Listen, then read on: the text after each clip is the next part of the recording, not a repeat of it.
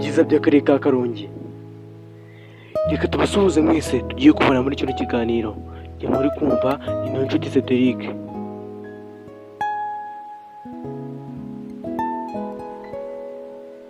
Tugiye kurebana hamwe ibyiza by'akarere ka Karongi. Iyi ni Eagle Magic TV. Kana subscribe, share na comment kugira ngo tujye tubana mu biganiro byacu uko bukeye n'uko bwije. Bafite ikiyaga cya Kivu, ndetse ikiyaga cya Kivu akaba ari cyo kibinjiriza amadovize menshi. Icyo kiyaga cya Kivu gikikijwe n'imisozi myiza iteye amabengeza ndetse n'ibiti, ndetse kirimo n'ibirwa bigiye bitandukanye. Icyo kiyaga cya Kivu gicumbikiye amafi ibihumbi n'ibihumbagiza.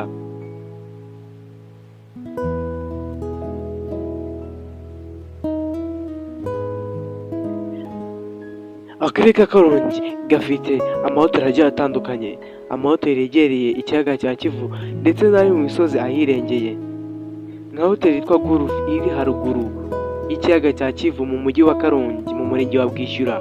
Bafite imisozi igiye itandukanye, bafite urutare rwa Ndaba rutazwi nk'ahandi mu gihugu. Akarere ka Karongi kazwiho kugira imisozi myinshi igiye itandukanye kandi iteye amabengeza, ku buryo umukerarugendo wese uhageze atifuza kuba yataha.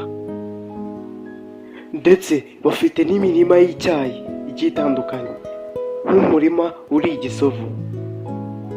Reka mbashimire mwese twabonye muri kino kiganiro gitoya twagiranye. Yari Niyonshuti Cedric. Iyi ni Eagle Magic TV. Kana subscribe, share na comment kugira ngo tujye tubana mu biganiro byacu uko bukeye n'uko bwije.